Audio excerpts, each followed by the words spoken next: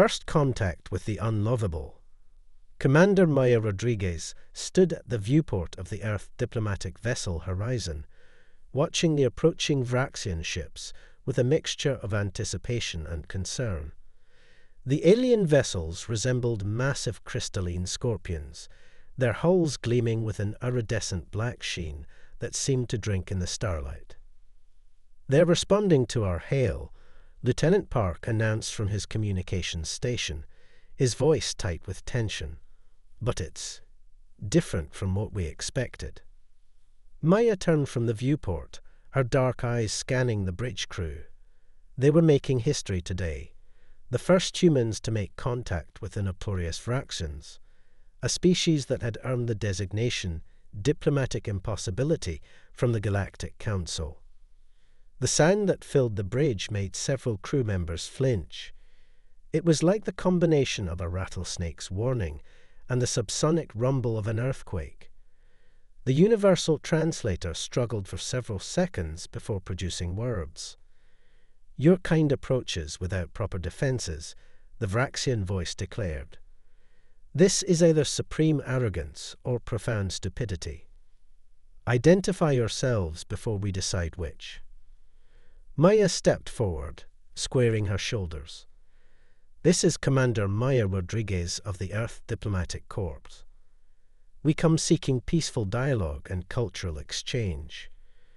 The response was immediate and harsh, a sound like breaking glass mixed with laughter. "Peace, with us. The humans truly are as ignorant as they appear. We are Vraxian. We are the nightmare that haunts the dreams of your new allies. We are the reason the Centaurians triple their patrol routes. We are." "Absolutely fascinating," Maya interrupted, causing her crew to stare at her in shock. "Your bioresonant communication method, it's not just audio, is it? I can feel it in my chest. Is that how you express emphasis?" The silence that followed was profound.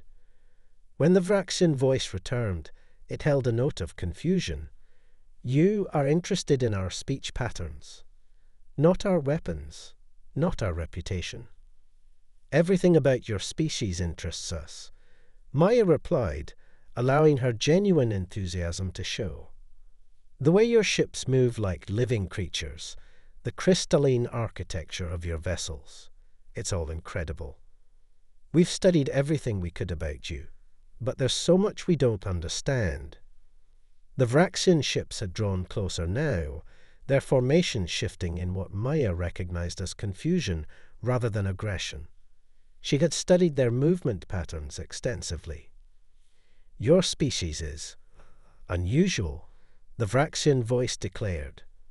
"Our appearance, our very presence, triggers fear responses in most carbon-based life forms. Yet your vital signs show excitement." Maya smiled. "We humans have a rather unique relationship with things that others find frightening. Some of us keep venomous spiders as pets. Others jump out of perfectly good aircraft for fun. A few of us study creatures that could kill us with a single bite, just because we want to understand them better." "This is not rational behavior," the Vraxian responded. "No," Maya agreed cheerfully. "It's human behavior. And right now, what I'd love more than anything is to learn why your ships move the way they do. The fluid dynamics alone must be fascinating." What happened next would later be recorded as a pivotal moment in human-Vraxian relations. The massive ships began to shift, their crystalline segments rearranging in what Maya immediately recognized as a display pattern. It was beautiful, terrifying, and absolutely mesmerizing. "This," the Vraxian voice said, now holding a note of what might have been pride, "is the dance of first assessment. You are the first species in 300 cycles to see it as anything but a threat display." Maya's grin widened. "It's gorgeous. Would you be willing to tell us about its cultural significance? We have dances too, you know. They're a bit different, given our biology, but the principle of movement as communication seems universal. The crystalline ships continued their dance, but their formation opened slightly, the Vraxian equivalent of extending a cautious hand. Perhaps, the voice said, we have something to learn from each other, humans who do not fear properly. You may approach our docking station. Slowly.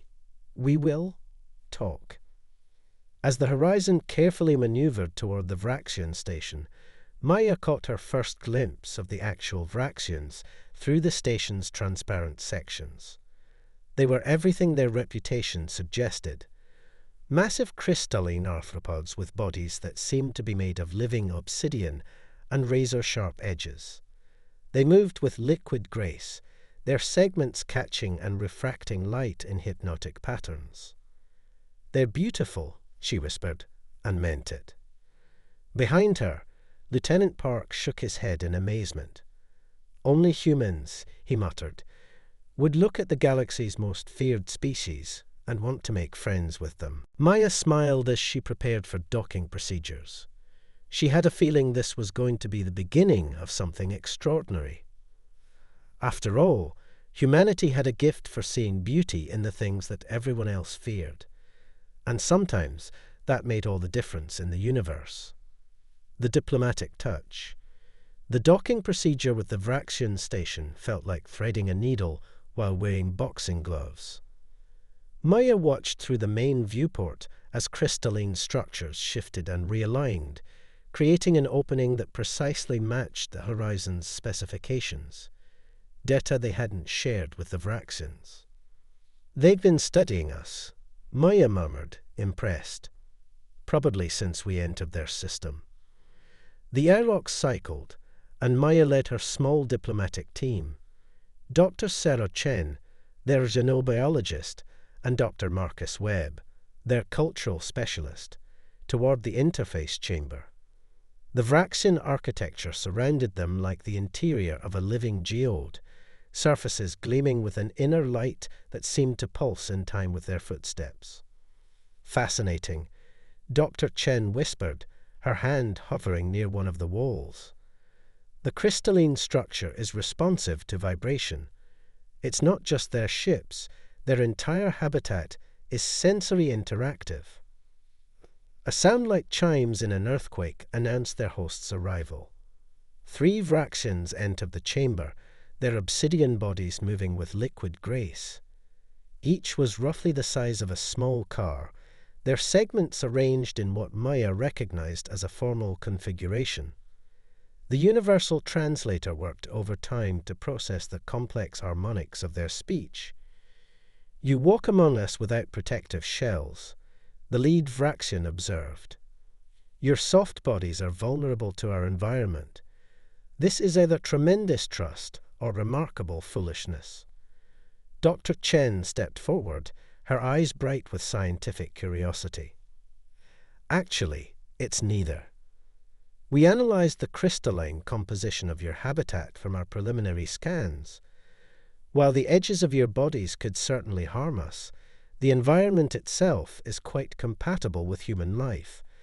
The resonant frequencies are well within our tolerance range."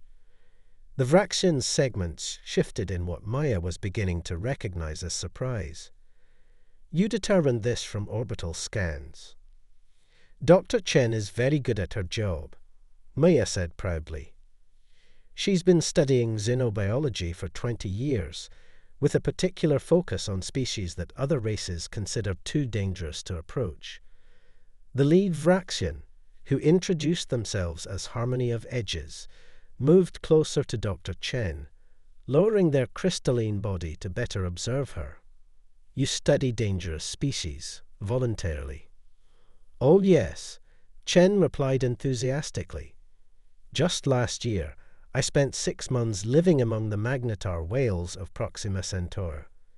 Everyone said they would crush my research vessel with their gravitational fields, but it turned out they were just curious about artificial structures. They're quite gentle once you understand their communication methods." The 3 Vraxians engaged in a complex series of movements and harmonic exchanges that the translator rendered as a mixture of disbelief and fascination. Finally, Harmony of Edges spoke again. We have observed that most species fear what they do not understand. Yet humans, you seek to understand precisely what you fear. Dr. Webb cleared his throat. It's a bit more complicated than that. Humans have a unique psychological trait. We're capable of being simultaneously afraid of something and fascinated by it. We call it morbid curiosity. It's led to some of our greatest scientific discoveries. And some of our most interesting pets, Moya added with a smile. My sister keeps a python, a type of constricting snake. Technically, it could kill her, but it never would because she understands its needs and behaviors. The Vraxians' crystalline bodies began to resonate at a frequency that made the chamber's walls sing in harmony. The translator struggled before rendering it as laughter. Your species is perhaps not as soft as you appear, Harmony of Edges observed. Come, we will show you our nursery chambers. No other species has seen them and survived, but you might understand. The nursery chambers turned out to be vast caverns where young Vraxians emerged from geometric crystal formations, their bodies initially soft and translucent before hardening into their adult form. Dr. Chen was practically vibrating with excitement as she recorded everything with her specialized sensors. The crystalline structure isn't just your body, she breathed. It's a complex sensory organ. You don't just communicate through vibration, you experience the world through resonance patterns. You comprehend much. For one so newly emerged, Harmony of Edges responded, their tone carrying what might have been approval. Our young require specific harmonic frequencies to develop properly. Other species' chaotic movements and fear responses disturb the patterns. But you humans, your curiosity resonates at frequencies that our young find soothing. Maya watched in amazement as several newly emerged Vraxian young moved toward them, their translucent bodies catching the light like living prisms. One particularly bold youngster extended a still soft appendage toward Dr. Chen, who stood perfectly still as it made contact. Oh, Chen whispered, tears in her eyes. It's trying to match my heartbeat. The chamber filled with a sound like wind through crystal caves, adult Vraxians expressing surprise and wonder as the young one synchronized its developing resonance patterns with Dr. Chen's cardiovascular rhythm. In all our history, Harmony of Edges said softly, no other species has ever been allowed to touch our young. Yet here you stand, and our child chooses to attune to you. Perhaps we have been more isolated than necessary. Maya smiled as she watched more young Vraxians cautiously approach her team, each curious about these strange soft creatures who showed no fear, only wonder.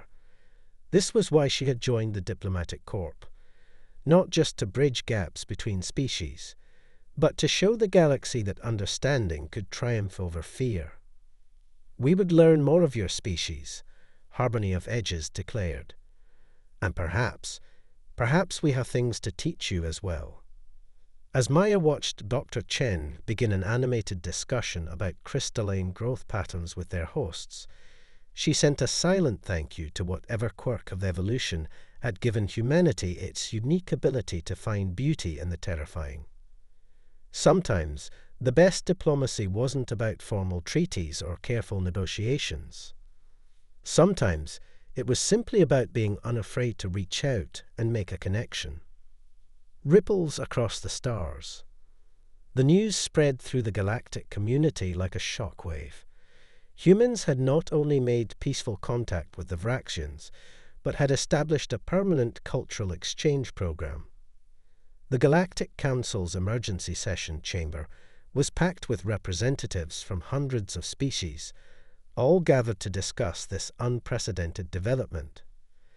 Ambassador Silith of the Centaurian Alliance, their bioluminescent tendrils flickering with agitation, addressed the assembly.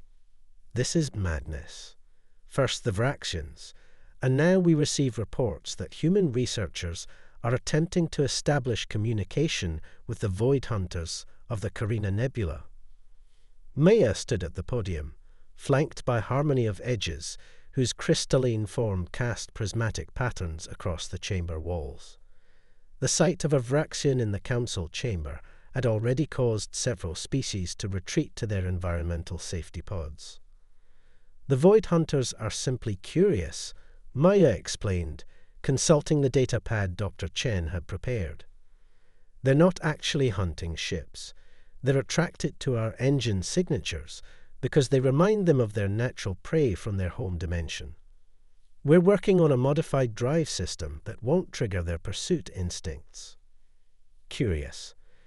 Ambassador Xelith's tendrils flared bright orange. They've destroyed 3 trade fleets in the past solar cycle. Actually, a new voice joined the conversation as Dr. Chen entered the chamber. Those incidents were unfortunate misunderstandings. The void hunters were attempting to play. A murmur of disbelief rippled through the assembly. Harmony of edges produced a harmonious chime that the translator rendered as amusement. When the humans first explained their theory of play behavior among predator species, we too were skeptical, the Vraxian declared. Yet their understanding of such matters has proven illuminating. Dr. Chen activated a holographic display showing footage from recent encounters with various species that the galactic community had long considered too dangerous for contact. The magnetar whales of Proxima Centauri now helped guide ships through dangerous gravitational fields. The crystalline hive of Betelgeuse, once thought to be mindless planet destroyers, turned out to be ancient artisans creating vast geometric sculptures on a cosmic scale. Humanity's gift, Maya explained, isn't fearlessness. We feel fear just like any other species. Our gift is curiosity that outweighs that fear. Where others see monsters, we see mysteries waiting to be understood. The archival mind of the Mechanist Collective, a towering pillar of shifting metal and light, spoke next. Our data indicates 17 instances in the past standard year where human researchers have successfully established peaceful contact with Class Omega hostile entities. This defies all predicted probability matrices. That's because you're calculating based on rational behavior, Dr. Chen said with a smile. Humans aren't entirely rational. We're the species that sees a giant predator and thinks, I wonder if it would like belly rubs. This is precisely what concerns us, Ambassador Xelith interjected. Your species takes unnecessary risks. You ignore clearly established danger classifications. You treat apex predators like potential friends, Maya finished. And so far, we've been right more often than not. The galaxy isn't divided into safe and dangerous species. It's full of beings trying to survive and thrive in their own ways. Sometimes all it takes is one species willing to reach out despite their fears. The chamber erupted in multiple conversations as various species debated this philosophy. Harmony of edges moved closer to Maya, their crystalline body resonating at a frequency that humans had learned to recognize as protective. They fear change, the Vraxian observed, just as they once feared us. Fear is natural, Maya replied, but so is hope. And right now, Dr. Chen's team is making breakthroughs that could revolutionize interspecies relations across the galaxy. As if on cue, Dr. Chen's datapad chimed. Her eyes widened as she read the incoming message.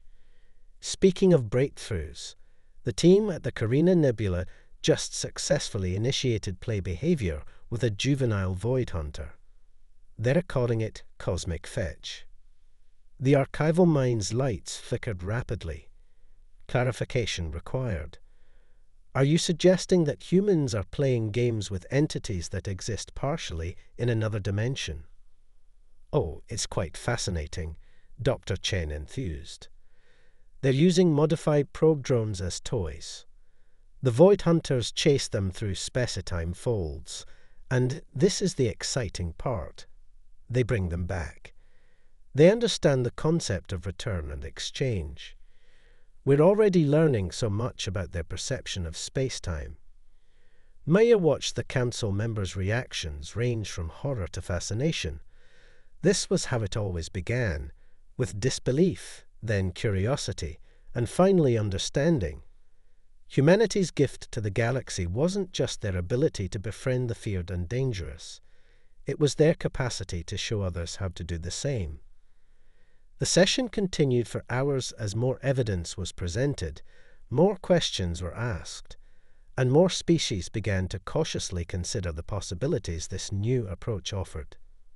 By the end, even Ambassador Xylith's tendrils had shifted to a more contemplative shade of blue.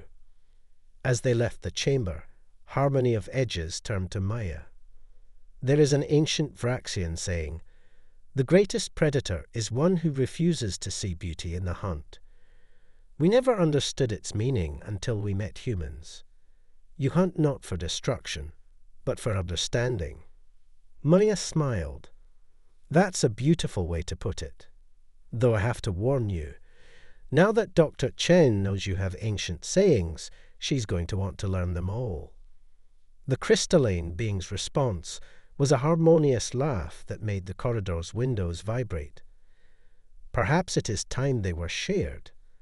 After all, thanks to humanity, we are learning that isolation is not the same as strength. As they walked together, human, Vraxian, and xenobiologist, Maya couldn't help but feel optimistic about the future. The galaxy was full of wonders, and humanity was helping to build bridges to them, one supposedly dangerous species at a time. The Beast Whisperers. 5 years after the historic Vraxian contact, the Interspecies Understanding Corps, IUC, had become legendary across the galaxy. Based on Earth, but with outposts in every major sector, the organization attracted the most adventurous xenobiologists, diplomats, and researchers from both human and alien societies. Dr. Chen, now director of the IUC, stood before a class of new recruits in the organization's crystalline and steel headquarters. The building itself was a testament to human Vraxian cooperation, its architecture a harmonious blend of geometric precision and organic flow. "Welcome to Beast Whisperer training," she began, using the popular nickname that had stuck despite official attempts at more formal terminology. "You're here because you share humanity's most crucial trait, the ability to see past fear to the wonders that lie beyond it." The class was wonderfully diverse. Humans of various backgrounds sat alongside junior Vraxians, whose crystalline forms had been carefully modified to avoid accidentally harming their softer classmates. There were even representatives from traditionally cautious species like the Centaurians, inspired by humanity's successes. "Today's lesson will be practical," Dr. Chen announced, activating a holographic display. "We've recently made contact with a new species in the Carina Nebula's outer rim. The local authorities have classified them as Omega-level threats, but our preliminary observations suggest something far more interesting." The hologram showed massive, shadowy forms moving through space, their bodies seeming to bend light around them. These are the Stellar Weavers. 3 trading outposts have been abandoned due to their presence, but watch their movement patterns carefully. The recruits studied the footage. A young Vraxian, their crystal still showing the translucent quality of youth, was the first to speak. "There, dancing." "Excellent observation," Dr. Chen beamed. "They're not attacking the outposts. They're trying to join what they perceive as a dance." The station's rotating patterns caught their attention. We believe they're an artistically inclined species whose primary form of expression just happens to disrupt our standard spacetime metrics. A human recruit raised her hand. So how do we establish communication? We dance back, Dr. Chen said simply, bringing up another hologram showing a modified space station. Your first assignment will be to help design choreographed station movements that can serve as a basis for dialogue. Remember the IUC's primary directive. The entire class recited together, "Understanding begins where fear ends." Across the galaxy, similar scenes were playing out.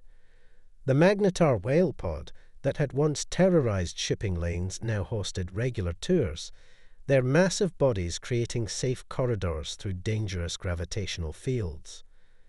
The Void Hunters that become valued allies in deep space exploration, their ability to move through dimensional folds revolutionizing travel. But perhaps most remarkably, species that had once been bitter enemies found themselves working together, united by their shared mission of understanding rather than fear. Vraxian crystalline technology, combined with Centaurian bioluminescence, created new ways to communicate with energy-based life forms. Mechanical collective algorithms merged with human intuition to decode previously incomprehensible alien behaviors.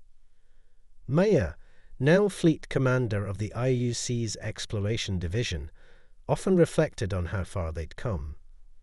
The sight of a Vraxian delicately handling a human baby, their crystalline form resonating at precisely the right frequency to soothe the infant, would have been unthinkable just a few years ago.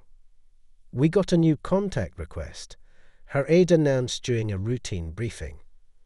The Helios Consortium encountered something in the Sagittarius Arm. They're calling them star krakens. Apparently, they reach out from young suns and grab passing ships. Maya smiled. Let me guess, the ships aren't being destroyed.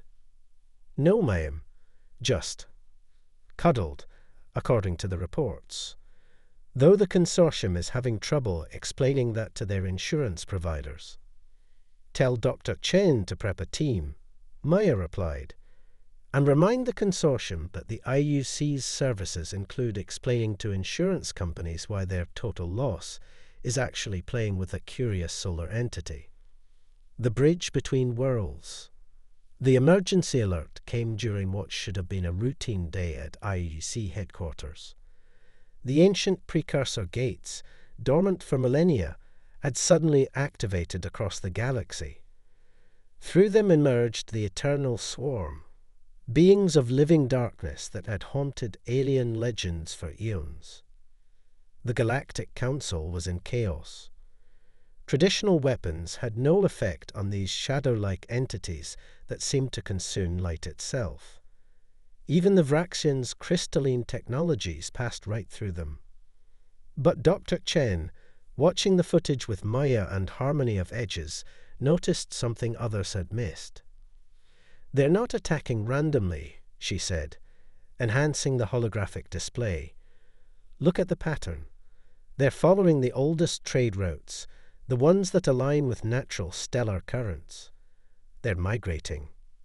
Maya's eyes widened, like spacefaring whales following ancient paths. Precisely, Chen nodded. We've been so focused on defending against them, we never considered they might be following instincts as old as the galaxy itself. Within hours, the IUC mobilized its most experienced teams.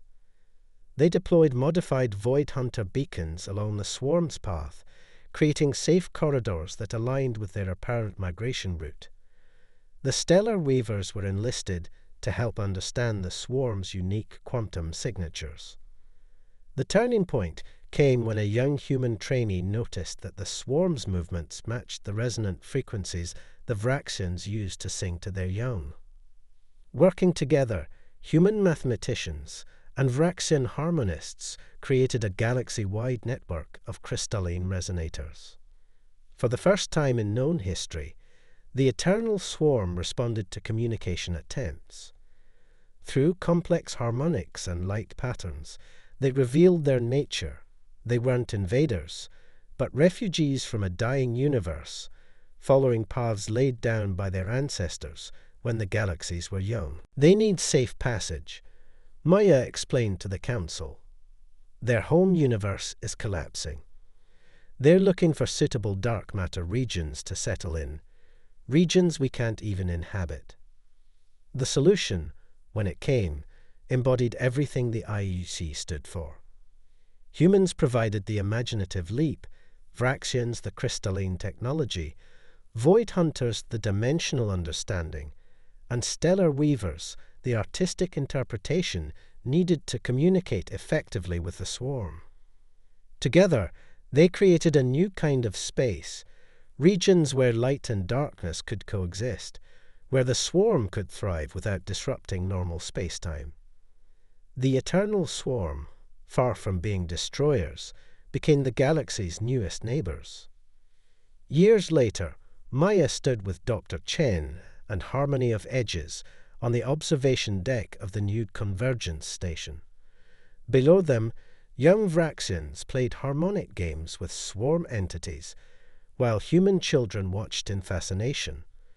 The station had become a symbol of what was possible when fear gave way to understanding. Did you ever imagine this? Maya asked, watching a swarm entity delicately creating shadow puppets to entertain a mixed group of alien children. When we first set out to make contact with the Vraxians, humans have a saying, Harmony of Edges chimed melodiously. The best kind of friendship starts with someone being crazy enough to say hello. Dr. Chen laughed. I'm pretty sure that's not an actual saying. It is now, the Vraxian responded, their crystals twinkling with amusement. We're still learning your idioms. As they watched the scene below, a notification appeared. Another unknown species had been detected in a distant sector, initially classified as dangerous. Maya smiled. Shall we go say hello? Always, Dr. Chen and Harmony of Edges responded in unison. After all, that's what humans did best. They reached out, they understood, and in doing so, they helped the galaxy understand itself a little better too. End.